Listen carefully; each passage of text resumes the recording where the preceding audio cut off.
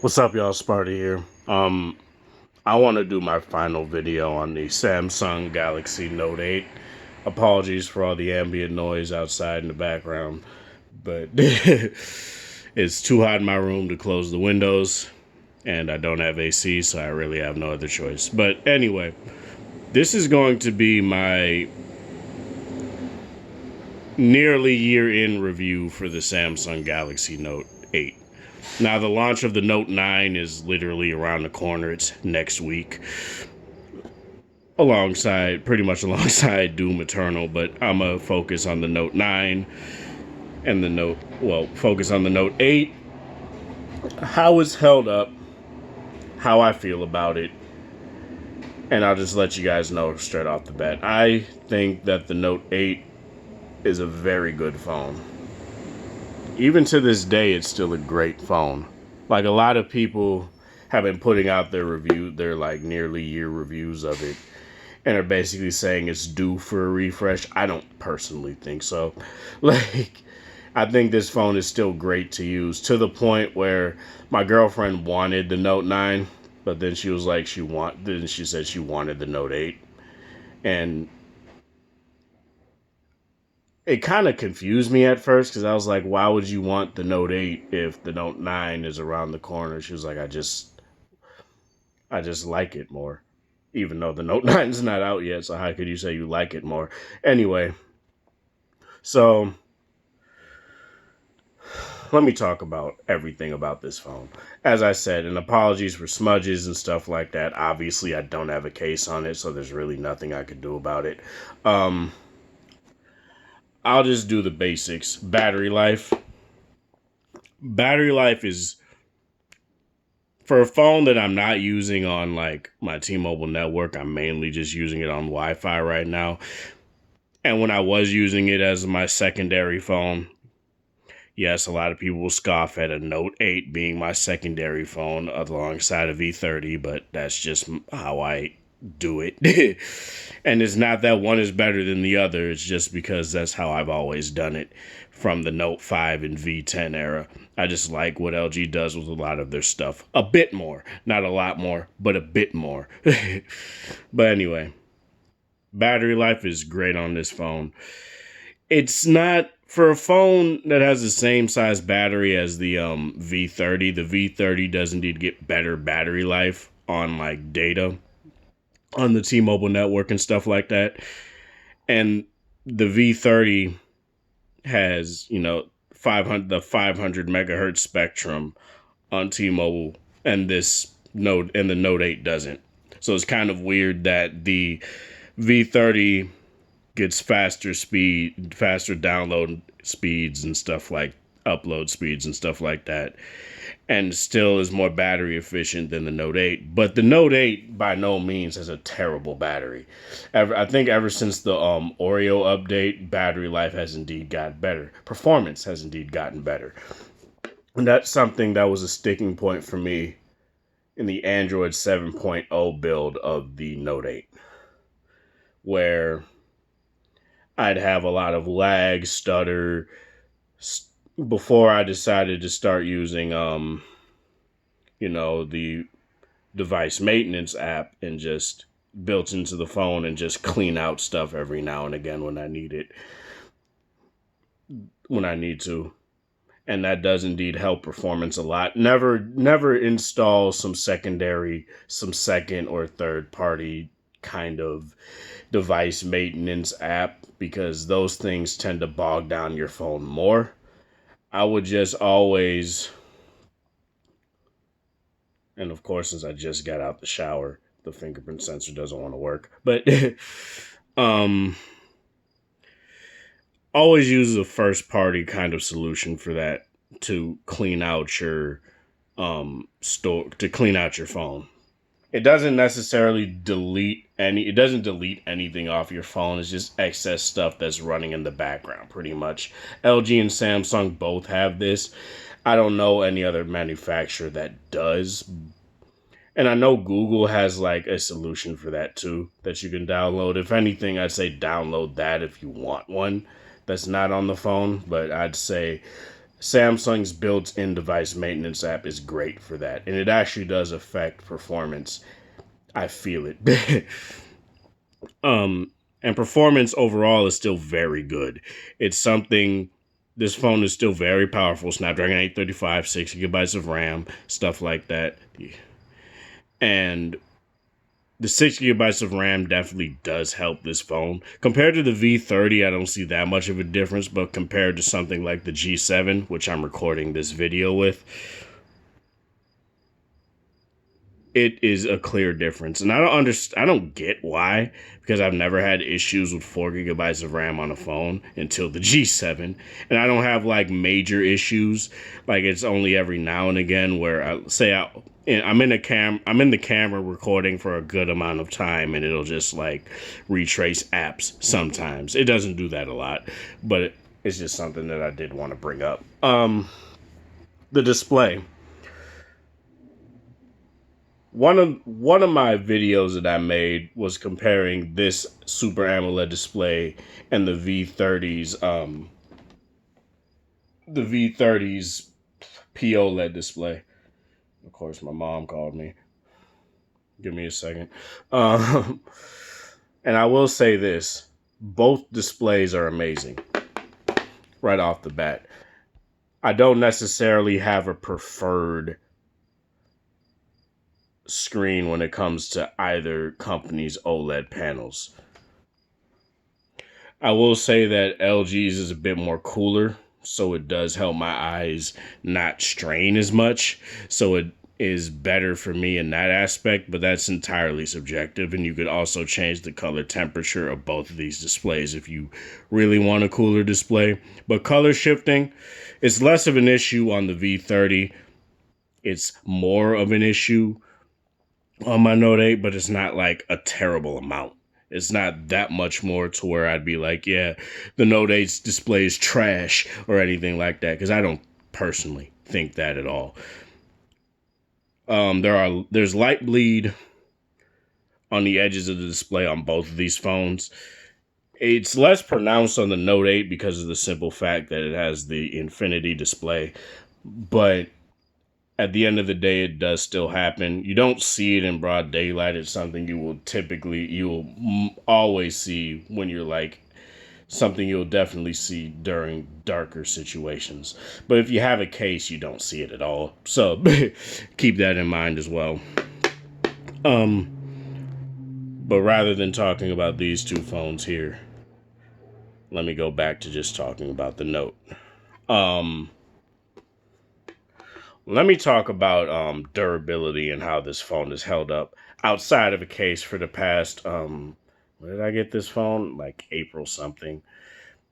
I had to get a replacement unit because for those of you that don't know, I got jumped and both my V30 and Note 8 got taken. So I had to get a replacement units for both.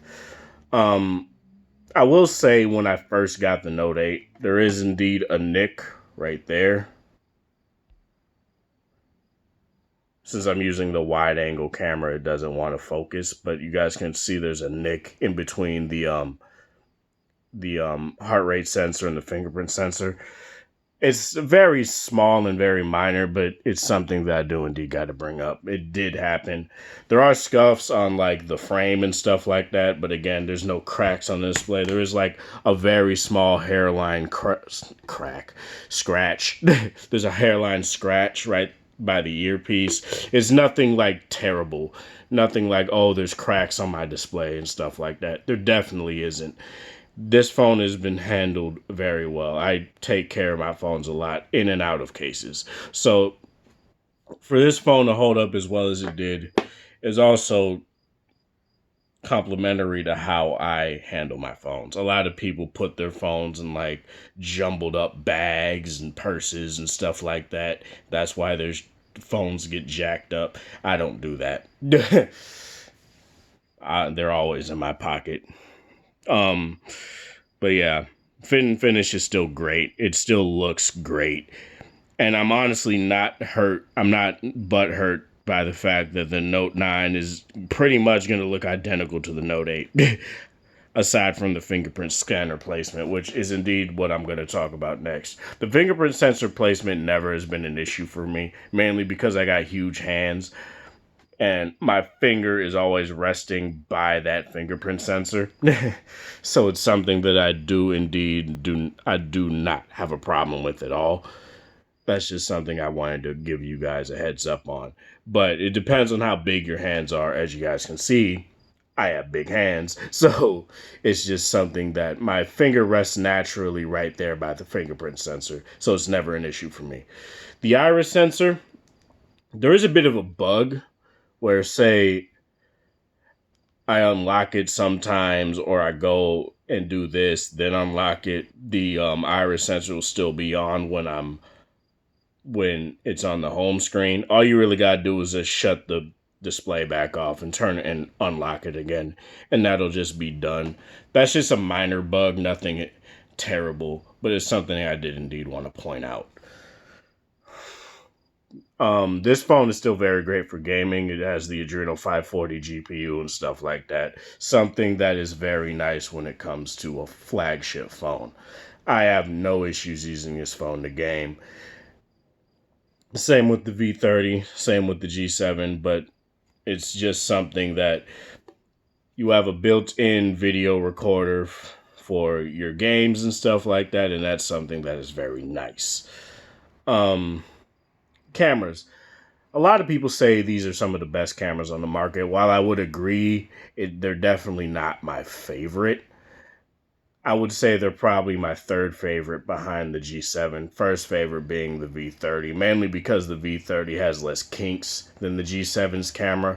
There's some kinks in the G7's camera that I didn't talk about, but I'll talk about that when I come up to like a few months into having this phone and see how updates handle that. But yeah, the cameras on here are very nice. Dual 12 megapixel cameras on the back, an 8 megapixel camera on the front. Selfies on this phone are great. I don't use Snapchat despite me having one, so I can't necessarily say if this phone is great for Snapchat, but the times I did use it for Snapchat, it did look good. It did look really good, and Snapchat is shoddy on Android. That's not because of Android as a platform, it's because Snapchat doesn't know how to optimize their shit. But I'm not going to talk about that. It varies from phone to phone. Like, say, my V30 Snapchat looked bad. It's kind of weird how the disparity is between one Android phone to the next, and that just needs to change with Snapchat overall. But Instagram photos look great. Facebook photos look great when you take them and upload them. They don't look as compressed as they used to back in the day. They still look very nice compared to their, original counterparts. And that's something that I like a lot. What else? The S Pen. Now, I made a video talking about how my S Pen was stuck on my Note 8. Like I said, that was my previous Note 8. It's not this Note 8. And the funny thing is, that was the night not funny, but the ironic thing is that was the night I got jumped and my phones got taken. So jokes on them for getting a Note 8 with a bad S Pen, right? All right. So while this S Pen does still get stuck, it is indeed easier for me to get out and be able to use. And while Samsung does indeed say that the S Pen is water resistant, I would advise you not to dip it in water, because I by mistake dipped it in the tub when I was taking a bath because my back was hurting, and the S Pen was being a bit shoddy after that. It took a few days for it to dry out and not have that issue. It would have phantom touches and stuff like that. Like I'd barely hold it over the screen and it would start writing and stuff like that. But that's all but gone now. So that's something you don't necessarily have to worry about. I just wanted to make a statement about that because I never really see anybody talk about that when it comes to the Note 8. Granted, who really takes a bath anymore? I do because I work all night and my back hurts when I get home, so it just soothes my back. That's pretty much the only reason why. Um, Always on display. The always on display isn't as bright as competitors' always on displays. Say again, V30. This one gets brighter. They're as bright right now because they're in similar lighting, but say in broad daylight with a bright sun out, I'm able to see the V30s always on display better than I see the Note 8's always on display. It is indeed brighter than the G7s, though. Obviously, that's because the G7 uses an LCD and not a OLED panel. So they'd have to literally light up the whole display to make it be brighter. And while it probably would be brighter than that, you then see the backlight, and that's something you don't want to see. Overall, I will say that when it comes to updates, which personally I don't care anymore, updates come when they come. Android is very stable now. It's very matured. There are very few bugs, few and far between and stuff like that. So I'm not as hurt as I used to be, say, coming from the Nexus 4 going to the LG G2 and having very few updates. Because, again, Android is matured now. It's stable. Nothing is wrong with it. So it doesn't bother me. But Samsung has been doing better at giving monthly updates and stuff like that. Hell, they've even surpassed LG, and LG was always better than Samsung when it came to giving out updates. Now they're not for some reason, but it's whatever. Maybe that's because they released 4 V30s this year, but it's whatever. So my final thoughts on the Note 8. Should you still get it? Personally, if you're not feeling the Note 8, the Note 9, I'd say get the Note 8. Or if you still have the Note 8, I'd say keep it. But I'd say wait until the keynote, and I will be covering that. It's not going to be a live stream or anything like that. I'm going to watch it. I'm going to talk about what I saw and what I think in a video after that. So just keep that in mind. But the 4,000 milliamp hour battery is the main sticking point for me with the Note 9. It's something that I want a lot. And hopefully they bring the bigger capacity storage. The Note 9s with more storage stateside, because they typically don't do that. If they do, they're limited to certain carriers and stuff like that, and it's just stupid. But I really hope they bring, because I at least want a 128 gig model, if not the 250 or the 256 and 512. If I can, I'll get the 512, but we'll see what happens there. The reason I'm making this video is to give you guys final synopsis on the Note 8, as well as to say that I won't be able to do a versus video with the Note 9 and Note 8, because I want to do something a little different. Since I'm giving this phone to my girlfriend, she has an iPhone 8 Plus. I'm going to switch with her and get the iPhone 8 Plus from her and give her the Note 8. Because I haven't used an iPhone since the 3GS, and I want to give more diverse content. I haven't necessarily done that. I just want to try and experiment, I don't know if Apple's going to do well on my channel or not. I highly doubt it. Samsung doesn't do well on my channel like that, but I do it because I love the Note line. Not necessarily because I love their phones. I just love the Note line. But yeah. Other than that, is pretty much it, though. Let me know what you guys think of this video down below in the comment section. This is Sparta. Thank you guys for watching. Thanks for the support. Hope you guys have a wonderful, what day is it? Wednesday, whatever time of day it is in your area. Have a good one. If you like this video, like it. If you dislike it, dislike it. Share with people that are interested in the Note 8 and eventual launch of the Note 9. If you're new to the channel, subscribe, hit the notification bell icon to know when I upload my next video. Again, this is Sparta. Thank you guys for watching. Thanks for the support. Hope you guys have a wonderful day yet again.